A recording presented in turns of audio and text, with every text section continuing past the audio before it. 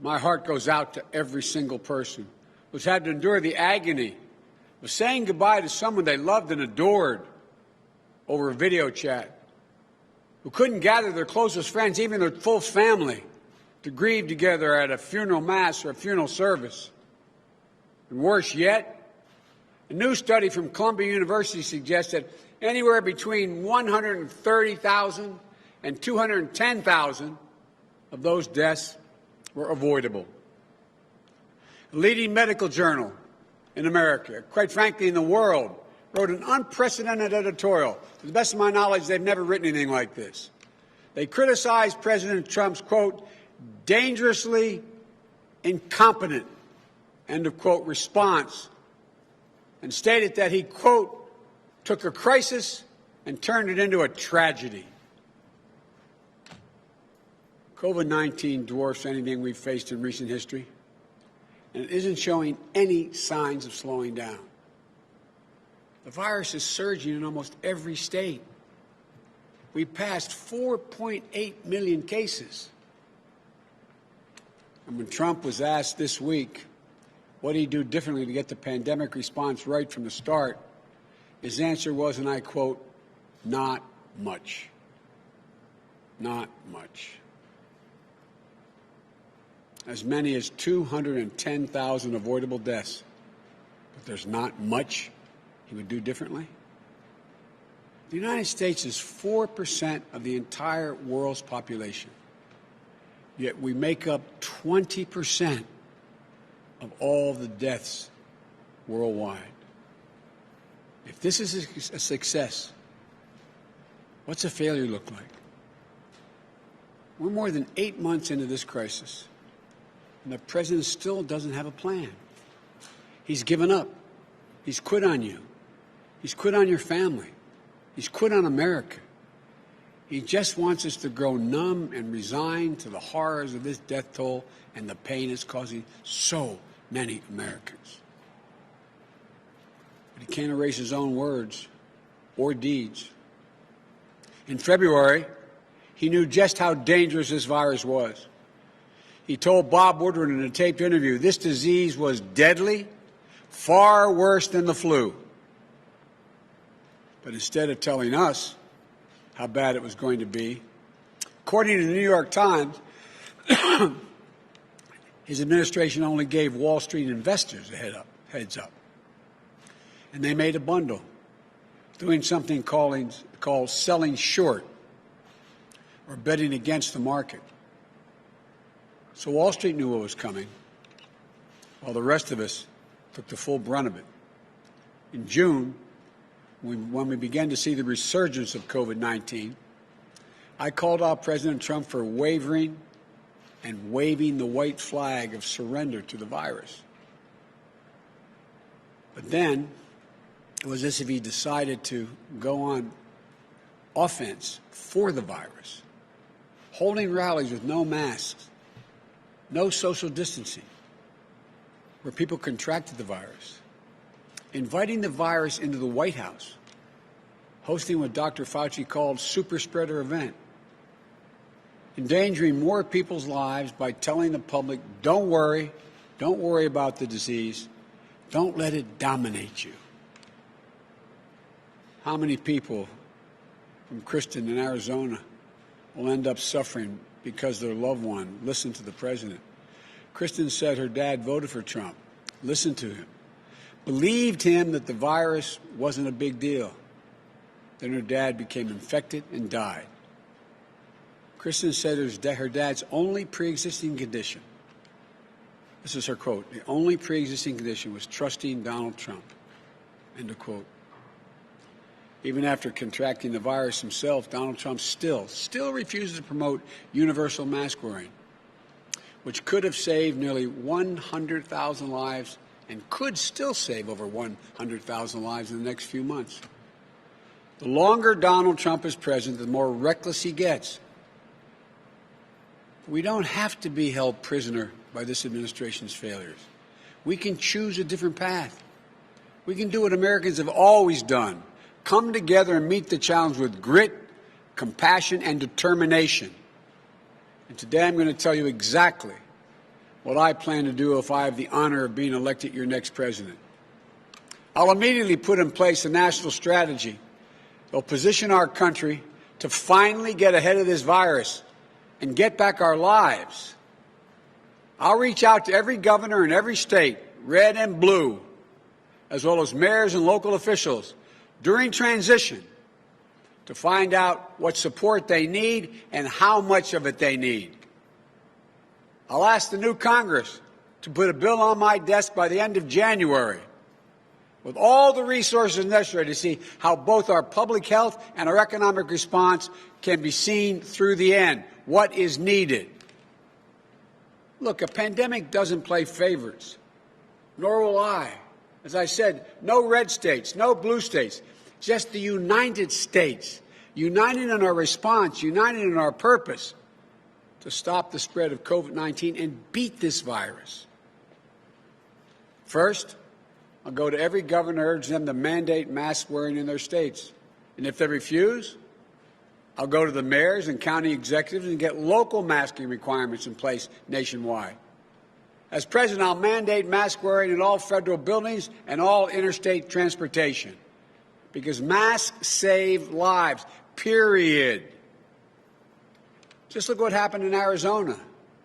The Republican governor initially tried to bar local governments from implementing mandates on their communities. What happened? In June, Arizona got hit with a surge of cases. Hospitals were flooded. The state health system was overwhelmed. So cities and counties appealed the governor's ruling. They imposed their own local mandates, covering most of the state. The result? Cases fell by 75%. Wearing a mask is not a political statement. It's a scientific imperative. It's a point of patriotic pride so we can pull our country out of this god-awful spiral we're in. And it's a testament to the values we were taught by our families and by our faiths. Love thy neighbor as thyself. Second, I'll put a national testing plan in place with a goal of testing as many people each day as we're currently testing each week, a 7-fold increase. There's a key difference in this campaign between Donald Trump and me. I believe in testing. Donald Trump does not. I believe in science. I believe in public health officials. I believe in the example of other countries which prove that widespread testing is needed to regain the health of our nation, to reopen safely, and critically, to stay open. Every school, every worker, every American should have easy access to regular, reliable, free testing. To achieve this, we need to increase both lab-based diagnostic testing, with the results back within 24 hours or less, and faster, cheaper screening tests that you could take right at home or in school. Look, what we have right now isn't anywhere near good enough. States are still improvising on the fly. School districts are still mostly on their own. And many Americans still don't know when it's important to get a test or how. This isn't beyond our capacity to master. Not if we're directing a coordinated effort across government and the private sector, instead of leaving chaos to reign. We'll manufacture the lab supplies needed to make sure we have enough tests. And we'll tap more of our nation's lab capacity so you can get your test results more quickly. We'll build a national corps of contact tracers to work closely with trusted organizations in these communities that are most at risk. We'll also take steps to ensure that no one has to choose between getting a test and putting food on the table. Look, and that no one is scared that being tested for COVID might jeopardize their immigration status. The only way we'll defeat this virus is if we defeat it everywhere. Third point I'd like to make is we'll close the personal protective equipment, the PPE gap, and get the gear out where it's needed. Every healthcare worker will have a reliable supply a properly fitted N95 mask. It's unconscionable. There are more than 8 months into this crisis, and frontline healthcare workers are still rationing their personal protective equipment. As President, I'll use the full power of the Defense Production Act to drive the manufacturing of personal protective equipment, masks, gloves, gowns, and more, and ensure this is distributed equitably. Look, we won't stop until the nation's supply exceeds the demand and our stockpile is replenished, especially in hard-hit areas and in communities that are disproportionately impacted by the virus. I will appoint a fully empowered supply commander who's in charge of filling in the gaps. We'll make sure we can manufacture critical supplies right here at home so we're not dependent on other countries in this crisis. Fourth, we'll provide consistent, reliable, trusted, detailed, nationwide guidance and technical support for reopening safely and the resources to make it happen. We need a single source of guidance that we can trust, where we know the information won't change for any reason other than the science that guides it. Not political expediency, not public image. It won't be easy as to open or close. Social distancing isn't an on or off thing.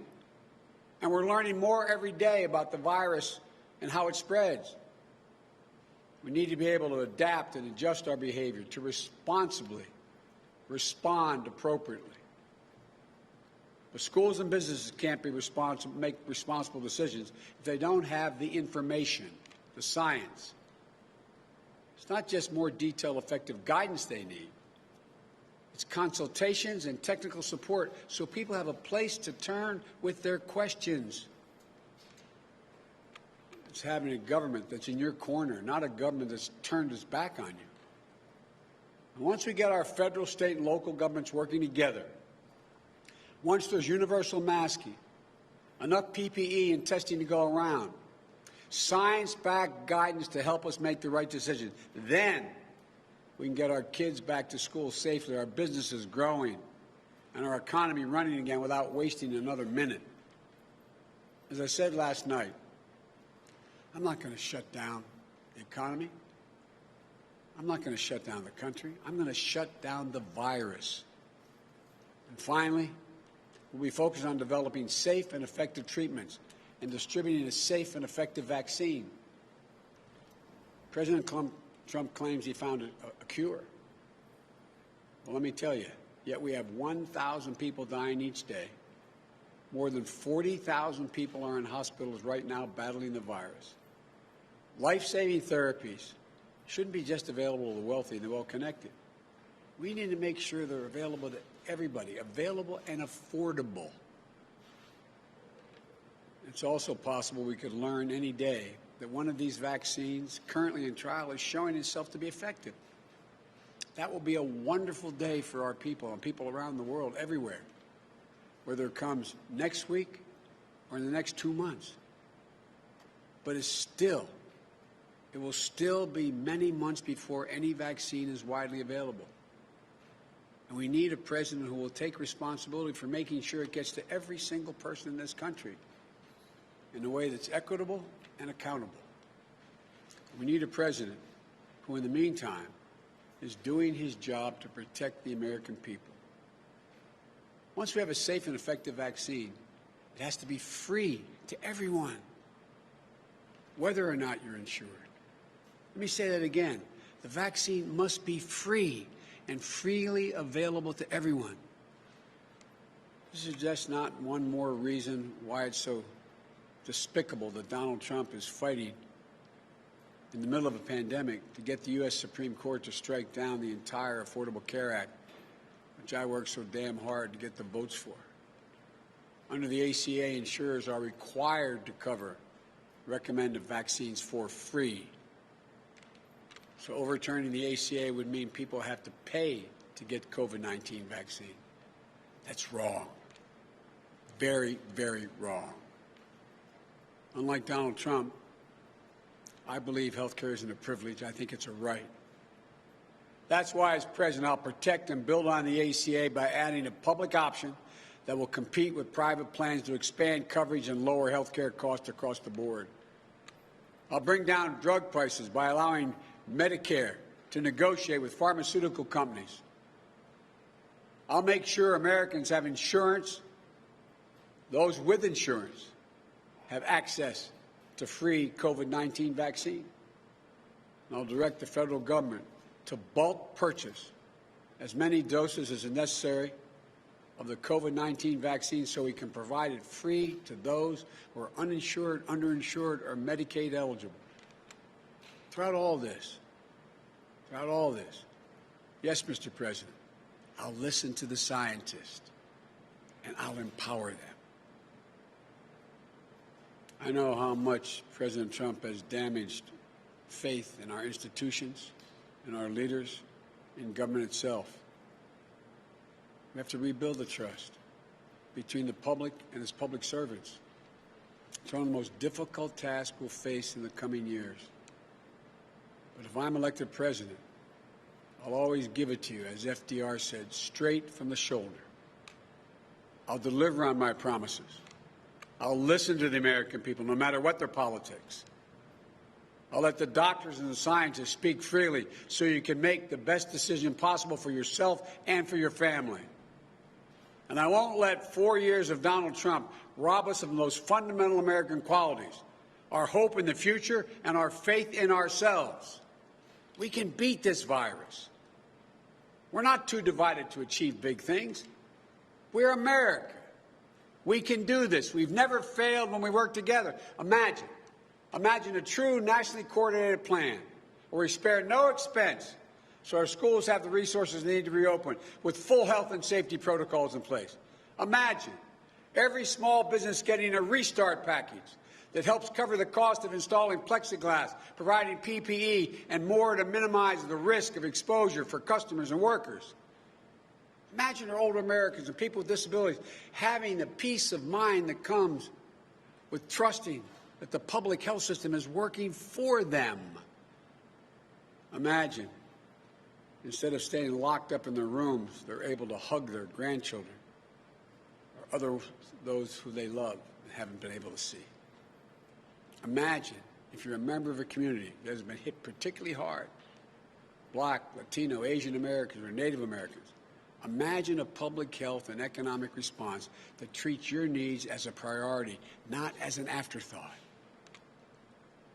Imagine a day in the not-too-distant future when you can enjoy dinner with your friends and your family, maybe even go out to a movie, or when you can celebrate your birthday, weddings, graduations, surrounded by your nearest and dearest friends. That's the Biden-Harris agenda to beat COVID-19. It's going to take all of us working together, and that's not hyperbole, all of us working together, watching out for one another. We're all still going to have to wear our mask, a practical social distancing a while longer. It's going to be hard, but if we follow the science and keep faith with one another, I promise you, we'll get through this and come out the other side much faster than the rate we're going now. Look, you all know this. The American people have always given their best to this country in times of crisis. And this time isn't any different. I'm not joking when I say this. I think every day about the brave doctors and nurses and hospital workers, police officers, firefighters, EMTs, and other first responders who not figuratively but literally are putting their lives on the line day in and day out to care for people. I think of the essential workers who carried the rest of us on their shoulders through these many months, the grocery store clerks, the delivery clerks, the drivers, the folks on the assembly line, the meat packers, and so many more. People too often overlooked, undercompensated. They've given the best to their country when we need them the most. Think of the small businesses who moved heaven and earth to try to take care of their employees and keep their businesses open. and sadly of all those who couldn't because they didn't get the help they were promised. I think of the parents juggling working from home with the added demands of overseeing their child's educations. I think about the educators who are spending hours learning how to teach online.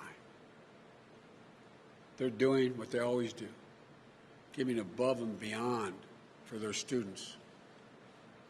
I think of the families and the communities who have stepped up, donating to charities, doing grocery runs for older relatives and neighbors, finding new ways to connect and support one another. That's the America we know. That's the United States of America. That's who we are. And like John F. Kennedy, when he committed to take us to the moon, he said, "I refuse to postpone the possibilities that exist for this country. I refuse to postpone. Refuse to postpone the American purpose that will not only lead our country back, but lead the entire world." There's no challenge. There's no challenge we cannot meet. No enemy we're unable to face. No threat we can't conquer. We stand together, united, bound by our common resolve, determination, and values. Folks, together we can harness the unlimited potential of the American people, not just to get back where we were before this virus hit us, but to get back better. I promise you, and you know it in your heart, we can do this. We must do this, and we will do it together. You know we can do it. This is the United States of America. May God bless you all, and may God protect our frontline workers and all those who have lost a loved one. Thank you, and keep the faith.